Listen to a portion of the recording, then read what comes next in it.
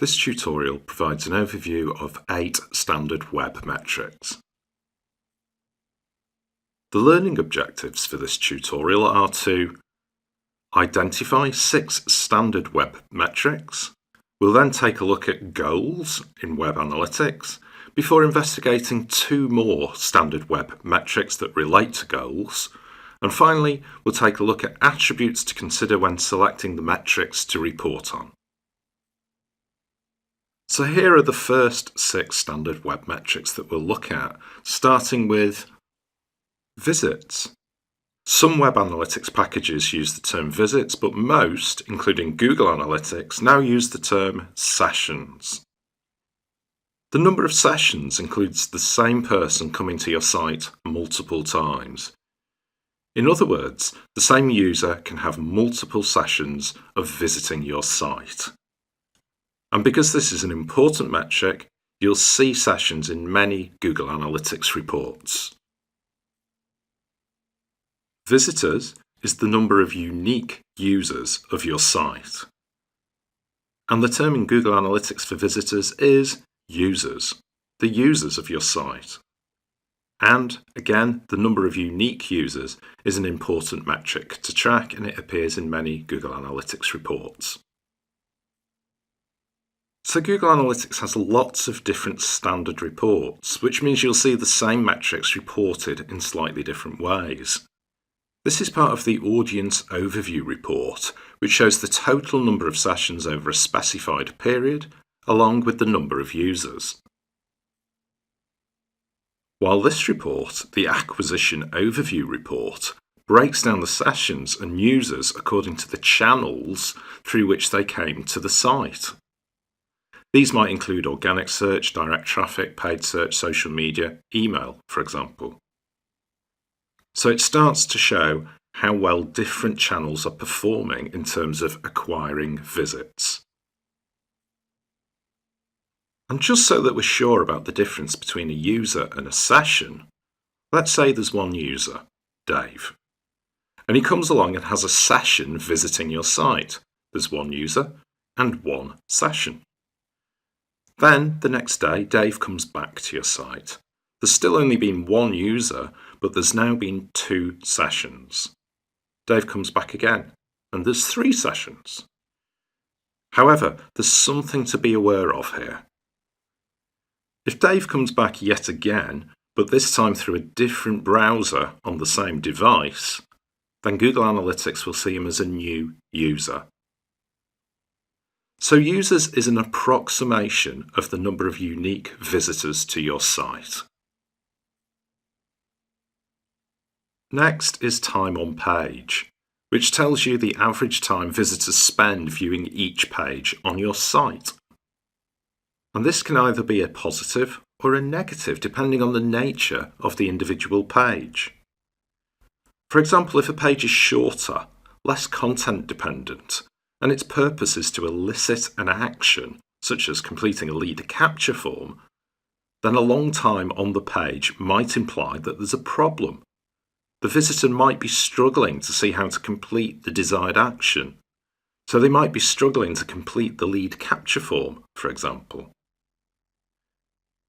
The other side of this is when a visitor comes to the same landing page, they have a quick skim through the content, complete the lead capture form, and then leave.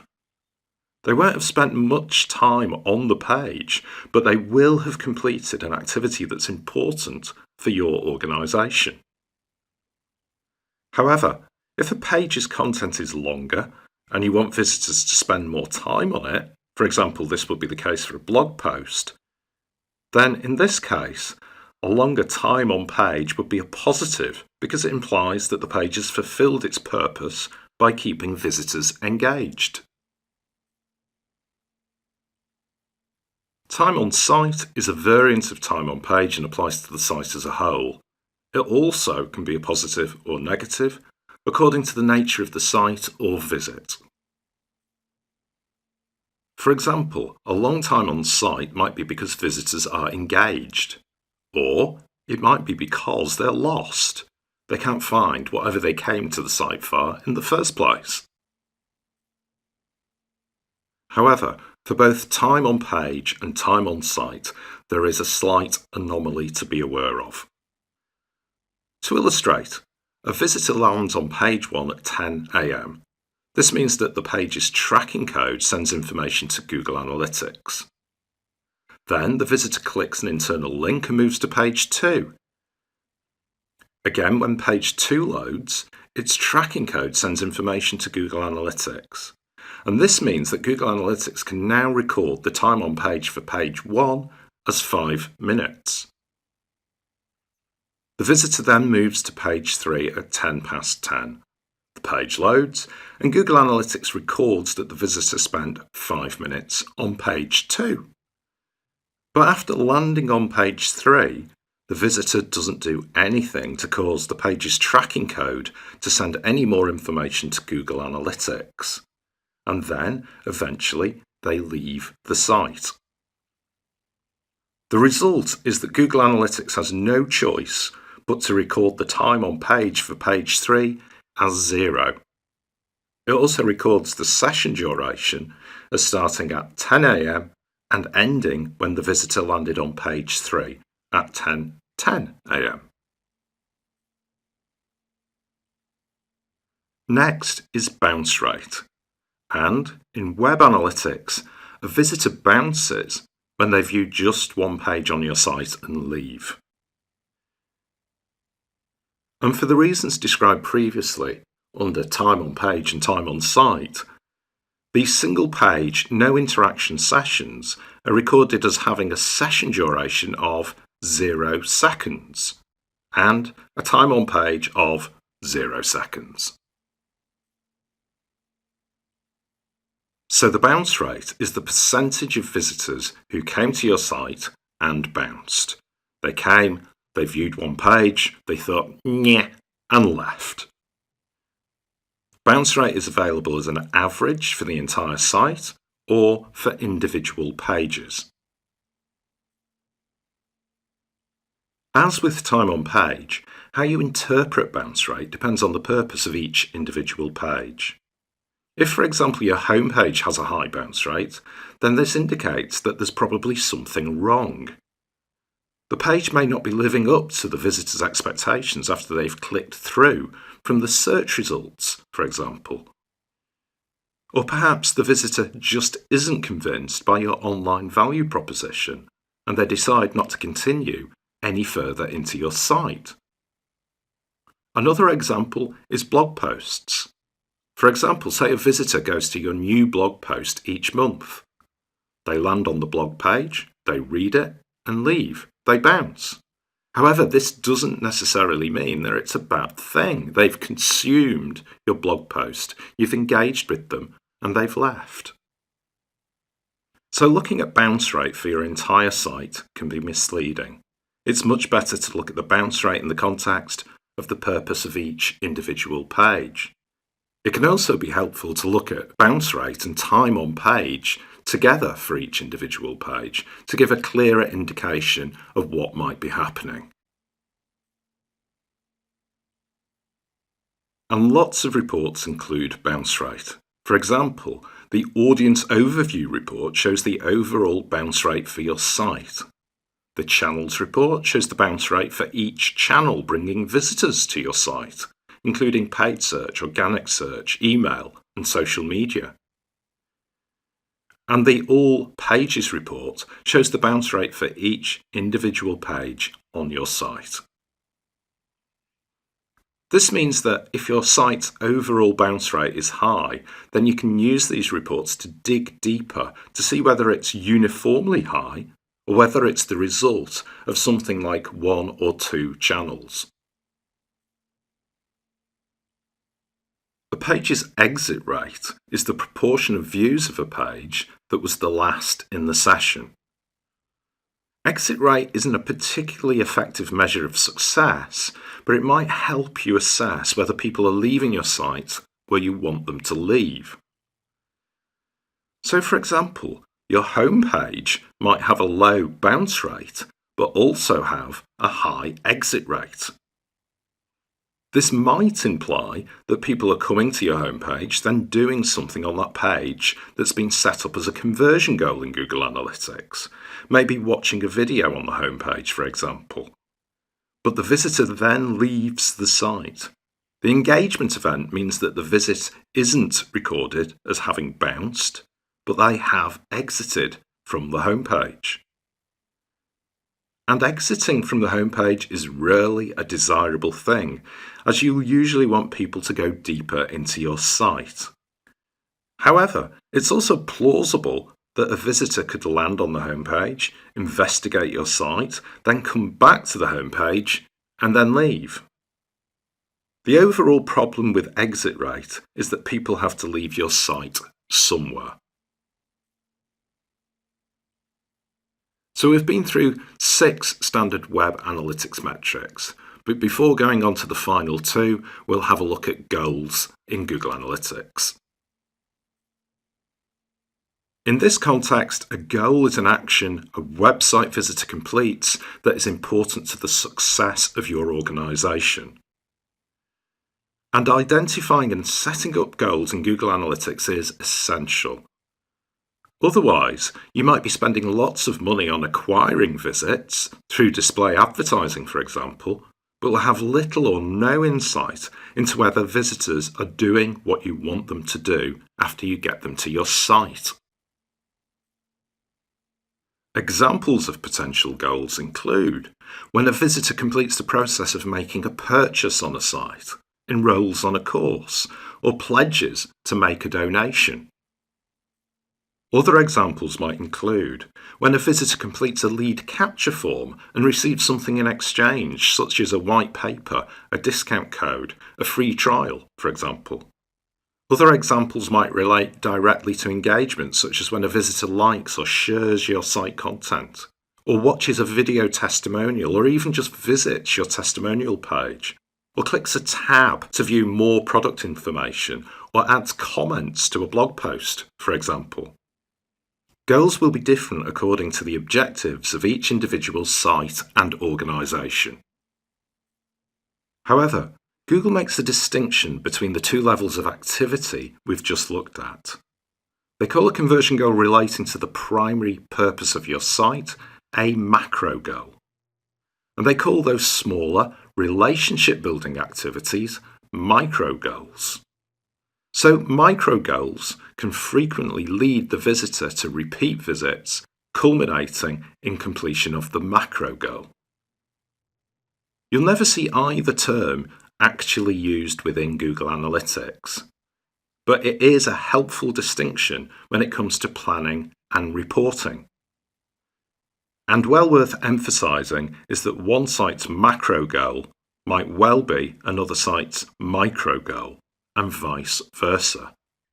It's very subjective according to the objectives of each site and organisation. And to illustrate, the macro goal for our site is when a visitor completes the online enrolment process and the "Thank you for enrolling" page is displayed. And some micro goals include when the visitor requests more information, or they click a tab to see more information on the page, or they click an arrow to see another testimonial, or they click a social media button to share the page. All of these examples relate to a certain level of engagement. The visitor hasn't gone the whole way and enrolled on a course, but the site is still fulfilling a role as the visitor is engaging with it, and they're engaging with it in a way that can be measured. Now that we know some ins and outs of goals, we'll look at 2 more metrics that relate to goal conversion. So Google Analytics allows you to define conversion goals for your site. You can then monitor the conversion rate for your site as a whole or for individual campaigns or channels. This is essential for any channel or campaign you're investing in. Otherwise, you don't know which channels or campaigns are actually working for you. For example, if you pump resources into search engine optimization, then Web Analytics will show you how many visitors you've acquired through the channel. And if acquisition is all you're interested in, then that's fine. However, this is rarely the case, as it only tells you about the first step of getting people to your site. To report on what you want visitors to actually do after you've got them to your site, you need to set up conversion goals. And a useful feature of goals in Google Analytics is that you can assign a value to a conversion. The last key metric we're going to look at is engagement. And engagement is a very broad metric and relates to those relationship building activities that site visitors perform on your site.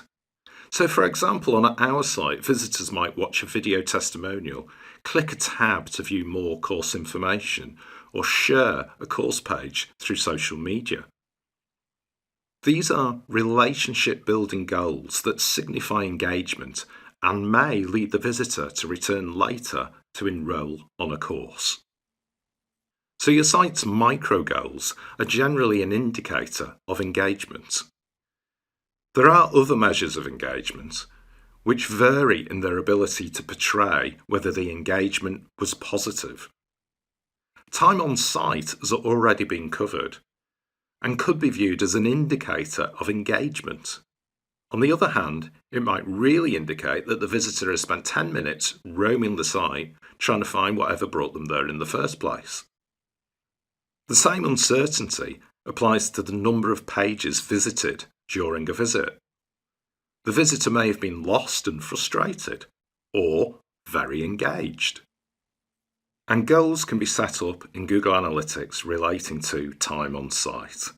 It converts whenever a visitor stays on your site longer than the time you've specified in the goal. Similarly, you can set up a goal relating to the number of pages visited, which converts whenever a visitor views a threshold number of pages you've specified. The audience menu in Google Analytics also includes an engagement report. And this reports on the distribution of session duration and page depth for all users of your site. Again, this doesn't really tell you whether it was good engagement or bad engagement. Were the visitors lost and frustrated, or were they engaged? Finally, we'll look at attributes of great metrics. So the mix of web metrics reported is unique to each business. And by going through 8 key metrics, we've looked at some of their nuances. We'll now look at guidance to help select which metrics to focus on. So Avinash recommends selecting metrics that have 4 attributes: that they're uncomplex, relevant, timely, and instantly useful. An example to illustrate this is bounce rate. For uncomplex, bounce rate measures single page view visits. Or I came, I puked, I left. It's easy to understand and it's easy to explain. For relevant, bounce rate identifies where you're wasting marketing dollars and which pages are really bad when it comes to delivering the scent. For timely, bounce rate is standard in pretty much every web analytics tool and appears in almost every report. And for instantly useful, bounce rate is easily interpreted. You can immediately see what needs attention, which pages need some optimization. Metrics, however, must be able to stand the test of time and changes to your organization. And the recommendation is to use the 4 attributes of great metrics to identify your critical few metrics. Go off and measure them, and then analyze the data you collect and take action. However, if you can't take action with a particular metric, then perhaps you are using the wrong metric for your business. And you should eliminate it from your list. Some metrics will stay, some metrics will go. So in summary, we've looked at 8 standard web metrics. We've also looked at macro and micro conversion goals and looked at the attributes of great metrics.